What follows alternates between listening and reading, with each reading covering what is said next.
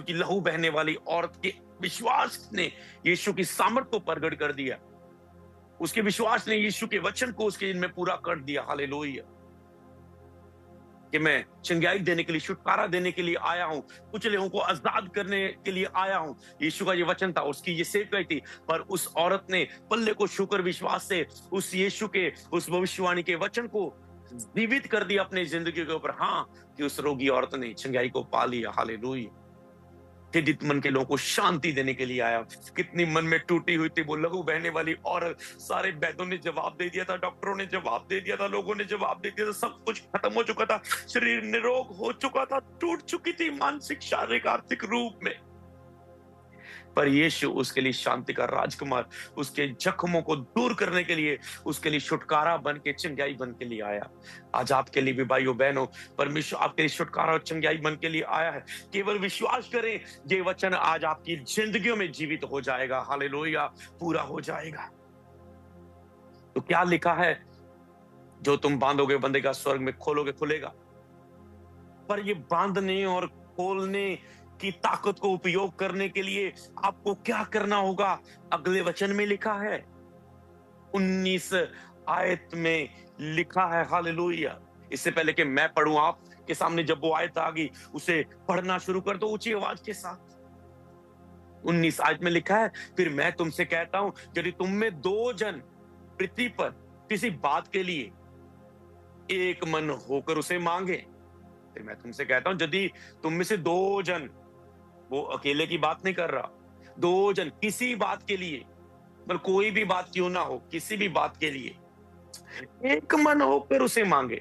एक दूसरे को क्षमा करना होगा और फिर ऐसा हृदय लेकर, जैसे मैंने कहा, अगर पति पत्नी आपस में एक दूसरे को क्षमा नहीं कर पाएंगे तो वो प्रार्थना उनकी नहीं सुनी जाएगी। इसलिए जब वो एक मन होते हैं, फिर प्रार्थना करते हैं, प्रभु अद्भुत काम करता है। इसीलिए उसने कहा, यदि 2 जन एक मन होकर उसे मांगे तो वह मेरे पिता की ओर से जो स्वर्ग में है, हाँ, मेरे पिता की ओर से जो स्वर्ग में है, उसके लिए हो जाएगा, उसके लिए हो जाएगा।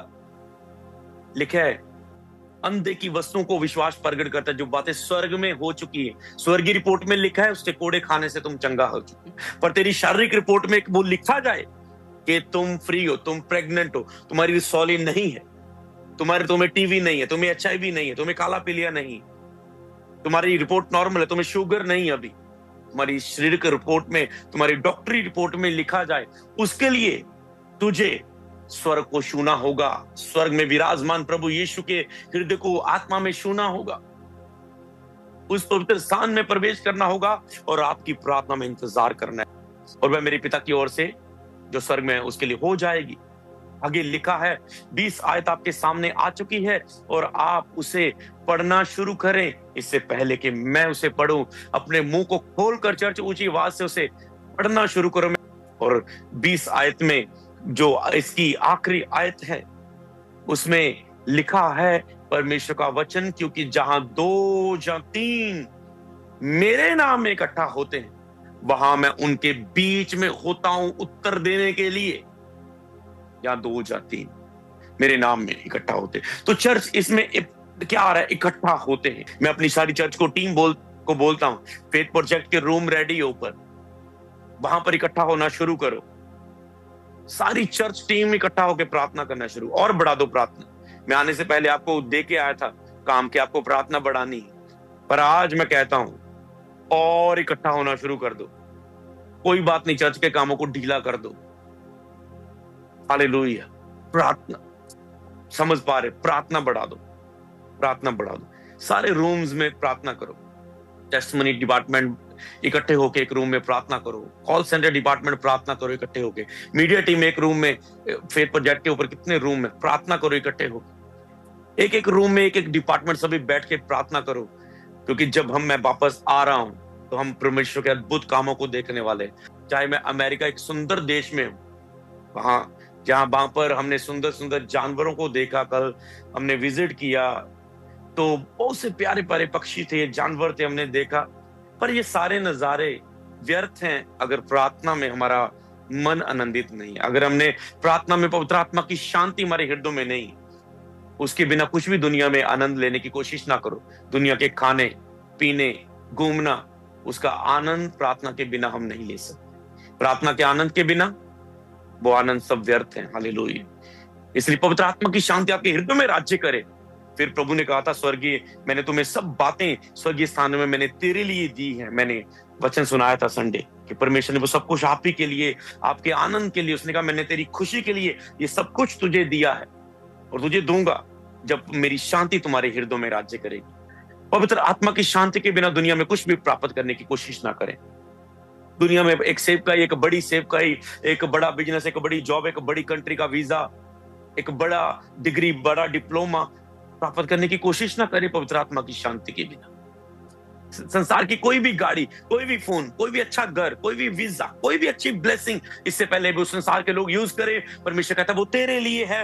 अगर मेरी शांति तुम्हारे हृदय में राज्य करेगी तो हर एक आशीष पर, जो दुनिया में संसार की चीज है, तुम उस पर राज्य करोगे, वो तेरी होगी। हालेलुया। तो इसीलिए को इकट्ठा होना बढ़ाना है। सारी चर्च आके हम फास्टिंग करने वाले हैं, हम फास्टिंग में जाने वाले। पिछले बीते समय में 40 फास्टिंग थे, फिर 21 फास्टिंग थे, अब हम ये मीटिंग्स कर रहे हैं, आगे लगातार मीटिंग्स हैं। तो हम फास्टिंग प्रेयर में लगातार तैयार हो जाओ, चर्च में आपको लेके जाने वाला। इससे पहले कि हम फास्टिंग शुरू करने वाले हैं, अपनी प्रार्थना की नींवों को मजबूत कर लो, क्योंकि प्रार्थना के बिना फास्टिंग आपकी काम नहीं कर पाती पूरी रीति से। तो आगे लिखा है पहला तीमुथियुस उसका 2 अध्याय, उसकी 1 और 2 आयत। पहला तीमुथियुस 2 अध्याय 1 और 2 आयत। अब मैं जल्दी सारे वचनों को पढ़ देता हूं और आप ध्यान से उसे समझो। यहां पर लिखा है, कहते अब मैं सबसे पहले ये अनुग्रह करता हूं कि विनती, प्रार्थना, निवेदन, धन्यवाद सब मनुष्यों के लिए किए जाए। कहते विनती, प्रार्थना, निवेदन, विनती की प्रार्थना, प्रार्थना, निवेदन, धन्यवाद सब मनुष्यों के लिए किए जाए। आपको जो आसपास जितने भी मनुष्य हैं, वो मनुष्य आपका भाई है, आपकी बहन है, आपकी माँ है, आपका बेटा है, आपका दोस्त है, आपकी कलीसिया के लोग हैं, आपके स्पिरिचुअल सन डॉटर्स हैं, आपके आसपास के लोग हैं, आपके शहर के अधिकारी लोग हैं, डीसी है, पुलिस वाले अधिकारी हैं, डॉक्टर्स हैं, आपके देश के प्रधानमंत्री है। कहते हैं सबके लिए, सब मनुष्यों के लिए किए जाए। लोग कहते हैं इसने मेरी हेल्प नहीं की, ये मेरी मैरिज में नहीं आया, ये मेरे साथ खड़ा नहीं हुआ, ये मेरा हालचाल पूछने के लिए नहीं आया। अरे आप प्रार्थना करते हो, जिन लोगों को आप प्रार्थना में छुएंगे वो लोग आपके फेवर, ईश्वरीय मददगार के रूप में परमेश्वर के द्वारा आपको वो छुएंगे। Hallelujah, hallelujah. जिन आप पास्टर्स होंगे, जिस चर्च के लोगों को, टीम को, वर्शिप टीम को, वो मनुष्य सभी, आपकी church team, volunteer team, media team, worship team, instrument team, आपके चर्च के pillars, partners, spiritual son daughter, जिनको आप मनुष्य को आत्मा में छुएंगे, वो मनुष्य आपको छूने लगेंगे, वो पार्टनर्स आपके लिए बोएंगे, वो पास्टर्स आपके लिए स्पिरिचुअल सन डॉटर्स बोएंगे, वो चर्च की वर्शिप टीम आपके साथ खड़ी हो जाएगी, वो चर्च के वॉलंटियर, सब डिपार्टमेंट्स, मीडिया टीम आपकी मिनिस्ट्री में इतना काम करने लगेगी, आप बोलेंगे वाह, ये मेरी सोच और समझ से अधिक हो रहा है, क्योंकि आप उन्हें प्रार्थना में छू रहे हो। पास्टर्स जितने भी ऑनलाइन पास्टर और चर्च में मौजूद है, क्योंकि आप उन्हें प्रार्थना में छू रहे। मेरी चर्च टीम और सारी चर्च के डिपार्टमेंट्स, जाओ उन प्रार्थना के रूम्स के लिए जो मैंने आपके लिए बना के आया हूं, जाओ उनमें घुटने टेको।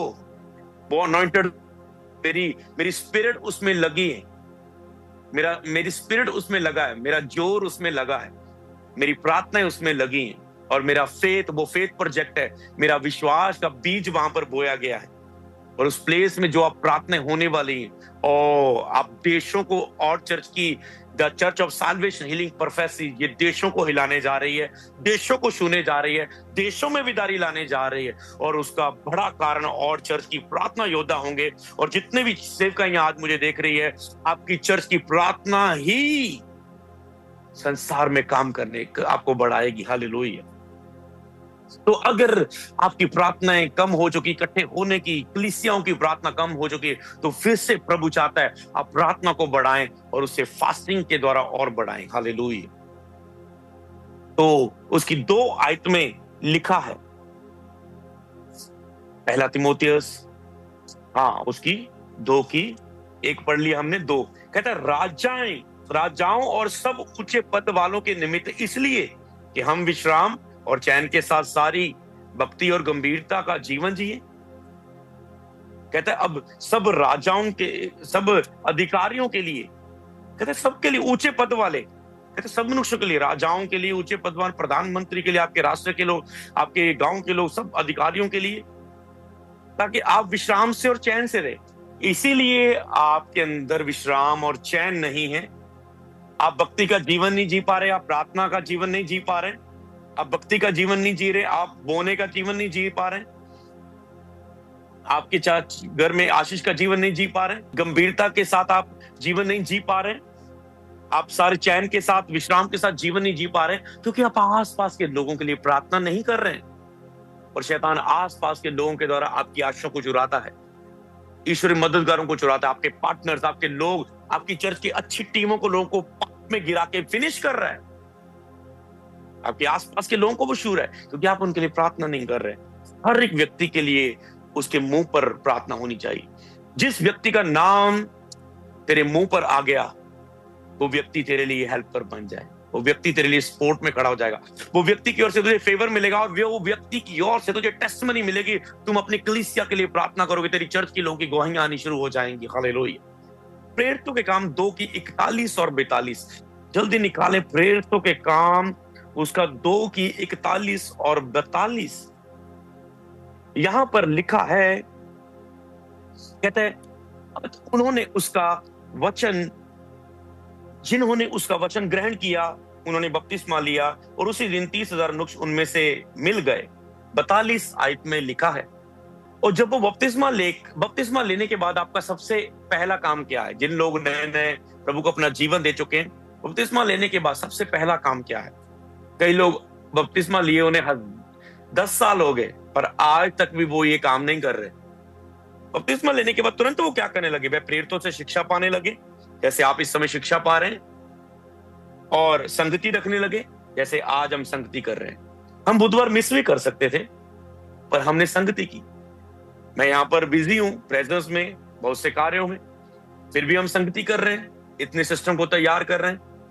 क्यों? क्योंकि संगति बहुत इंपॉर्टेंट है।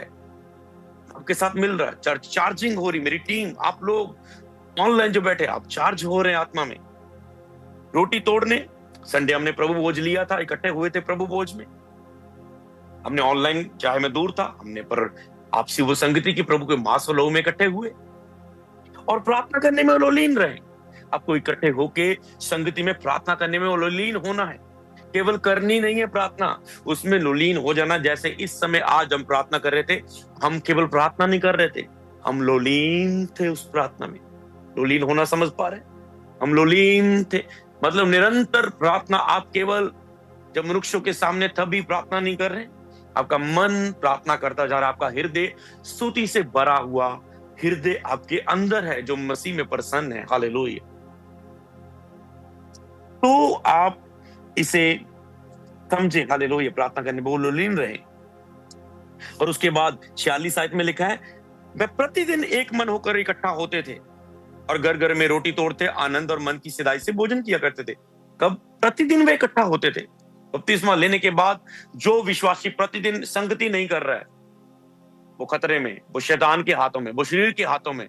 चाहे कितना भी कहे मैं बहुत आत्मिक हूं, बहुत आत्मिक हूं, अगर आप रोज संगति नहीं कर रहे, प्रार्थना नहीं कर रहे, आप शरीर के गुलाम बन के जी रहे हैं, आप शैतान के गुलाम बन के जी रहे हैं, आप मनुष्यों के गुलाम बनकर जी रहे हैं। लोग आपको चला रहे हैं। जब आप लोगों के लिए प्रार्थना नहीं करते, लोग आपको चलाने लग जाते हैं। डॉक्टर आपको चलाते हैं, इधर जा उधर जा, पुलिस वाले आपको चलाते हैं, चल इधर जा उधर जा, लोग जज आपको चलाते हैं, डिवोर्स लोग केस डाल के आपको चलाते हैं, आपके दुश्मन आपको चलाने लग जाते हैं, भगाने लग जाते हैं। हालेलुया। तो एक जगह इकट्ठे होते थे। और 27 आयत में बहुत महत्वपूर्ण लिखा है, और वे परमेश्वर की स्तुति करते थे। जो मैंने संडे पर चाह किया था कि वे परमेश्वर की इकट्ठे भी होते थे, एक मन से इकट्ठा होते थे और परमेश्वर की स्तुति करते थे, और उनको प्रभु प्रतिदिन उनमें मिला देता था। वो स्तुति करते थे। स्तुति की वो वचन याद है कि कई लोगों के जीवन में इसलिए प्रार्थना का उत्तर नहीं आ रहा है, वो रोज वो मांग रहे हैं बस परमेश्वर से। स्तुति का हृदय उनके अंदर नहीं है। वो कह रहे हैं प्रभु तू दे, प्रभु तू दे, प्रभु तू दे। भजनकार भजन संहिता 22 की 1 से 3 में वो भजनकार लगातार मांग रहा है, कहता मैं सुबह पुकार रहा हूं तू नहीं सुनता, मैं रात को भी पुकारना नहीं छोड़ता, पर तू मेरी क्यों नहीं सुनता, तू मेरी क्यों स्तुति नहीं लेता, क्यों स्तुति नहीं लेता। तीसरी आयत में बोलता है तू इस्राएल की स्तुति पर विराजमान है। और पवित्र जब मैं ये वचन पढ़ रहा था अपनी डेली बाइबल रीडिंग के समय में, पवित्र आत्मा ने सिखाया कि स्तुति के प्रभु से केवल मांगना नहीं है, स्तुति करनी है परमेश्वर की, स्तुति में उसमें आनंदित होना है। सबको जय मसीह की। मैं जतिन बब्बर और आप देख रहे हैं मसीह परिवार चैनल। जैसे कि आप सब जानते हैं कि मैं इस चैनल पे प्रभु के अलग अलग दासों की वीडियोस डालता हूं, तो अगर आपको हमारा चैनल अच्छा लगता है तो आप इस चैनल को ज़्यादा से ज़्यादा सब्सक्राइब जरूर करें, ताकि आप प्रभु के वचन को सुन सके। वीडियोस को ज़्यादा से ज़्यादा शेयर करें, ताकि जिन लोगों तक वचन नहीं पहुंचा उन तक भी वचन पहुंच सके। सबको जय मसीह की। एक बार मैं आपसे दोबारा कहूँगा कि इस चैनल को सब्सक्राइब जरूर करें और वीडियोस को ज़्यादा से ज़्यादा शेयर करें। जय मसीह की।